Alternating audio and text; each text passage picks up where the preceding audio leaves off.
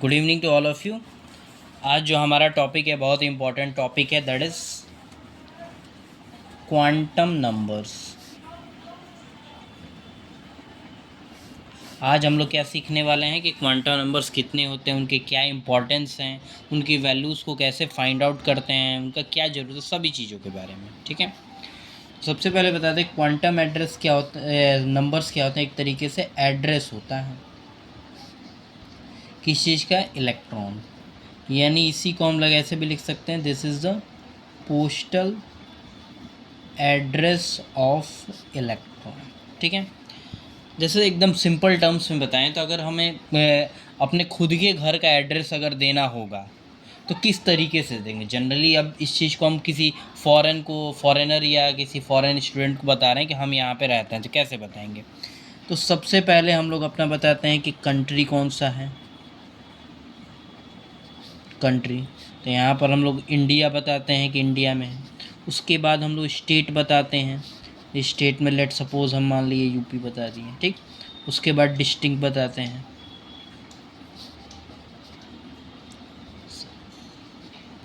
ठीक है, तो एक तरीका होता है एड्रेस बताने का। ठीक है, पहले हमने कंट्री बता दिया, फिर हमने स्टेट बता दिया, फिर हमें डिस्ट्रिक्ट बता दिया, डिस्ट्रिक्ट फिर ब्लॉक एरिया जो भी रिस्पेक्टिव आता है उसके आगे हम लोग उस वे में बताते हैं। ठीक है, सेम वैसे ही कोई भी इलेक्ट्रॉन कहाँ से बिलोंग कर रहा है, कोई भी इलेक्ट्रॉन एक्चुअल में कहाँ रहता है, उस चीज़ को बताने का एक तरीका होता है। ठीक है, उसी तरीके को हम लोग क्वांटम नंबर्स बोलते हैं। तो सिंपली क्वांटम नंबर्स क्या होते हैं? This is the postal address of electron. Electron कहाँ रहता है उसका एड्रेस रहता है। ठीक है, तो 4 क्वांटम नंबर्स हम लोग आज पढ़ने वाले हैं। कितने? 4 क्वांटम नंबर्स। ठीक है, फर्स्ट क्वांटम नंबर होता है that is principal quantum number. ठीक है, अब इसको रिप्रेजेंट करते हैं स्मॉल एन से। ठीक है, स्मॉल एन की जो वैल्यू आती है वो 1 2 3 4 इस तरीके से आती है। ठीक है, अब ये किस चीज़ को बताता है? तो जो एन होता है वो सेल को बताता है। ठीक है, अब सेल में क्या हो सकता है? फर्स्ट सेल हो सकता है, सेकंड सेल, फिर थर्ड सेल, फिर फोर्थ सेल, इस तरह हो सकते हैं। अब फर्स्ट सेल को के सेल बोलते हैं, इसको एल बोलते हैं, इसको एम बोलते हैं, इसको एन, ऐसे रिस्पेक्टिव बढ़ते जाता है। ठीक है, और जैसे जैसे आगे की ओर बढ़ते जाते हैं वैसे वैसे एनर्जी भी क्या होता है? बढ़ता जाता है। ठीक है, तो अगर हम यहाँ पर एनर्जी ऑर्डर लगाएंगे कि एनर्जी किस सेल की ज़्यादा होगी। ठीक, तो लेट सपोज इसमें कंपेयर कर रहे हैं तो फोर्थ सेल की सबसे ज़्यादा, फिर 3, फिर 2, फिर 1। और के एल एम के टर्म में बोलेंगे तो एन की सबसे ज़्यादा, फिर एम, फिर एल, फिर के। ठीक है, तो ये एनर्जी ऑर्डर हो जाएगा। जनरल रिप्रेजेंटेशन कैसा होता है? ऐसा होता है। ठीक, ये पॉजिटिव वाला जो पार्ट है वो क्या है? न्यूक्लियस है। उसके बाद वाले फर्स्ट सेल के, फिर एल, फिर एम, ऐसे आगे की ओर बढ़ता जाएगा।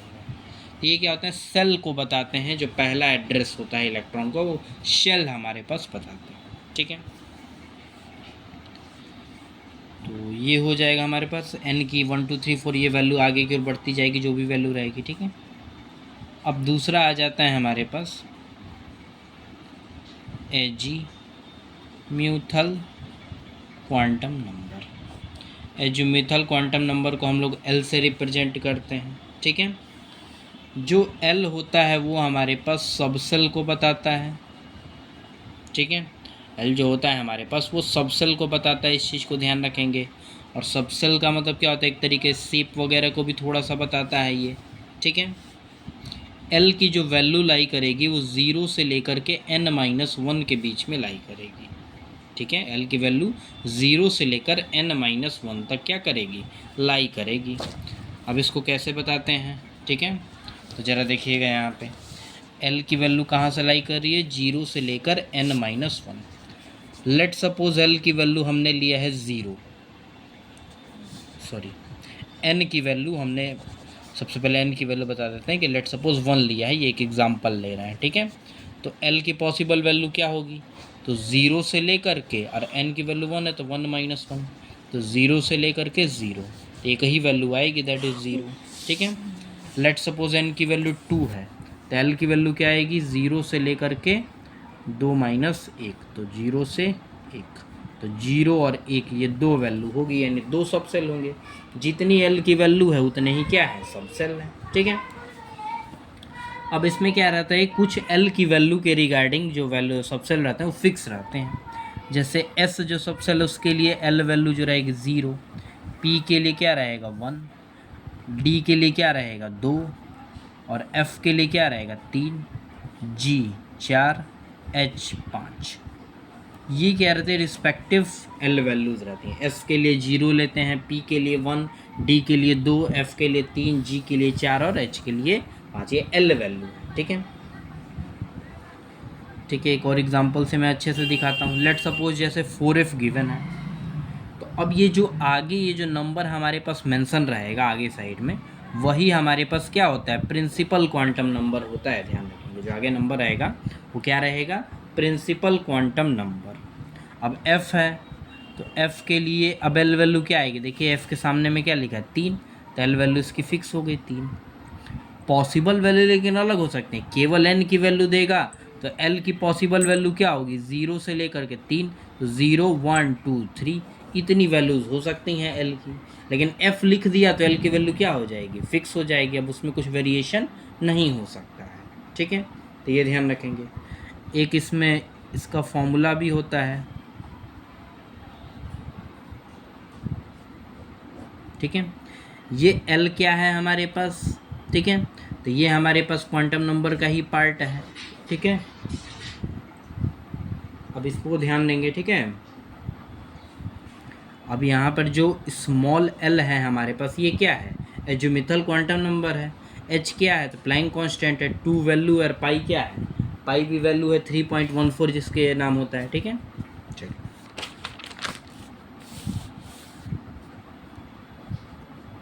ठीक है, ये L जो होता है हमारे पास कैपिटल L, वो क्या है, तो एंगुलर मोमेंटम है, इसको ध्यान रखेंगे। ठीक है, तो L वैल्यू से ये चीज़ें हम लोग पता कर सकते हैं। ठीक है, अब इसमें शेप्स वगैरह भी थोड़ा सा है, तो शेप वगैरह थोड़ा सा मैं बता देता हूँ। S का कैसा होता है, तो स्फेरिकल।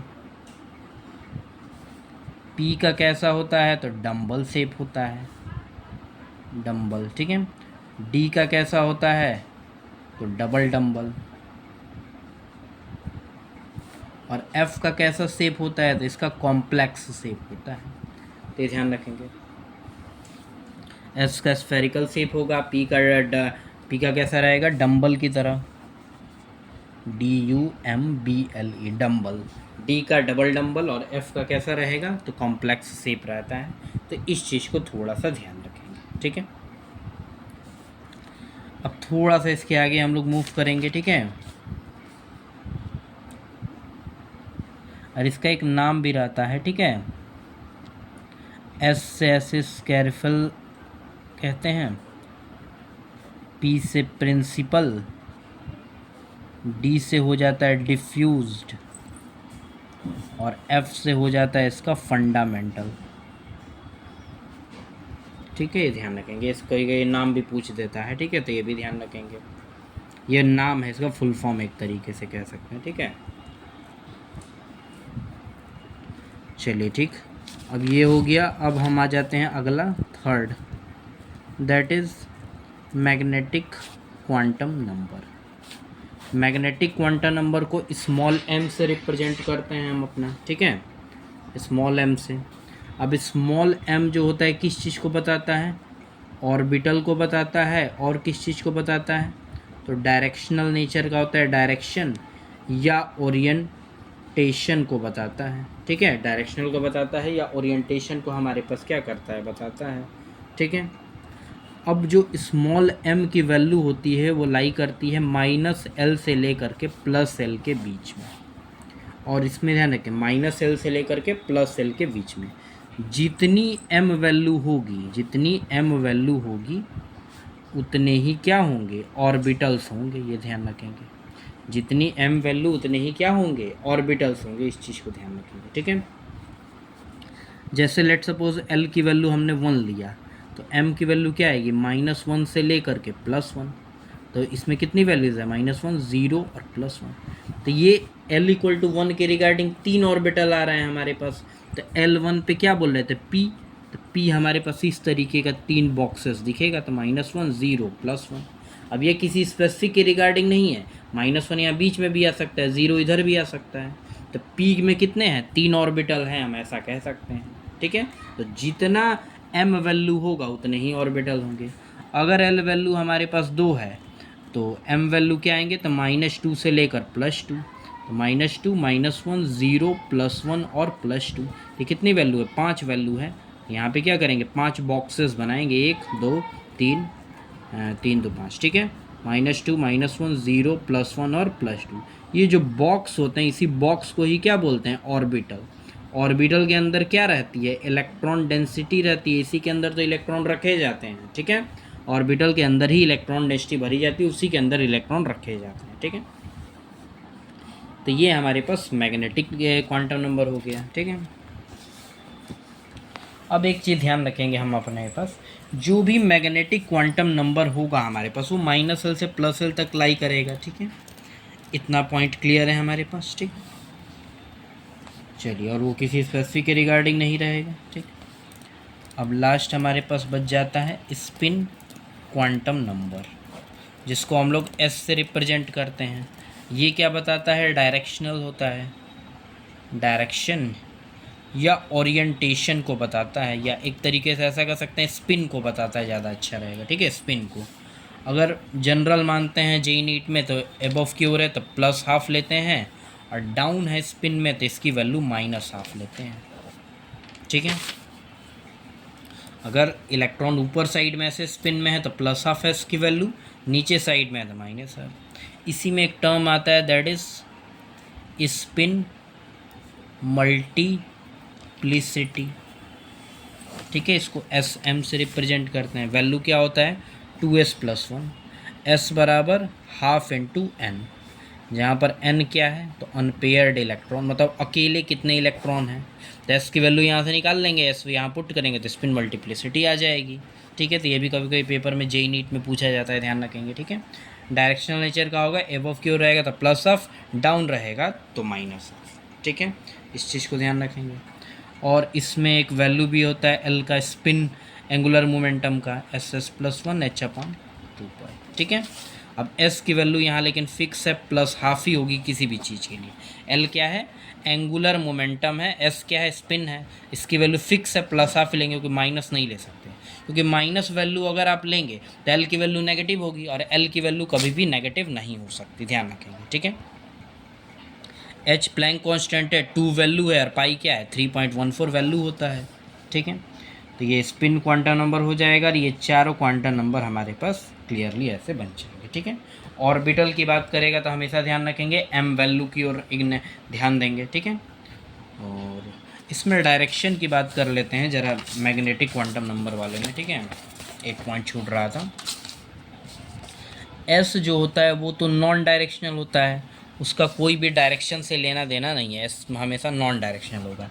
लेकिन जो P और D होते हैं वो क्या होते हैं, डायरेक्शनल होते हैं। ठीक है, तो अगर हम बात करेंगे P की तो P 3 ऑर्बिटल होते हैं, PX PY और PZ। लेट सपोज X इसको माने हैं तो इस तरीके से बना देंगे, तो ये क्या हो जाएगा, PX, ये Y है तो ये क्या हो जाएगा, PY अगर इसको माने हैं तो, और अगर इसी बीच में ऐसे बना देंगे तो ये क्या होगा, PZ हो जाएगा। और ये हमेशा क्या होता है, ऑन द एक्सिस होता है। ठीक है, मतलब एक्सिस के ऊपर ही बना हुआ है, इसी कारण से ऑन द एक्सिस बोल रहे हैं। और D वाले में हमारे पास क्या होते हैं, तो 5 होते हैं, DXY DYZ DXZ DX² - y² और DZ², ये 5 ऑर्बिटल्स हमारे पास होते हैं। ठीक है, तो इसको ध्यान रखेंगे। अब इसमें 2 पार्ट हो जाता है, एक आ जाता है ऑन द एक्सिस, और 2 आ जाते हैं हमारे पास बिटवीन द एक्सिस, मतलब एक्सिस के ऊपर ही बनेगा, ये क्या होगा, बिटवीन द एक्सिस। तो कौन से बिटवीन द एक्सिस होंगे, कौन सा ऑन द एक्सिस होंगे, तो जो बिटवीन द एक्सिस होंगे वो DXY DYZ और DXZ, ये 3 जो होते हैं between the axis, on the axis DX² - y² और DZ²। ठीक, जैसे इन तीनों का एक जनरल जो हमारे पास बनेगा वो इस तरीके से बनेगा। ठीक है, अब डी एक्स वाई तो एक्स और वाई ले लीजिए, डी वाई जेड है तो वाई और जेड ले लीजिए, डी एक्स जेड है तो एक्स और जेड ले लीजिए, ठीक है।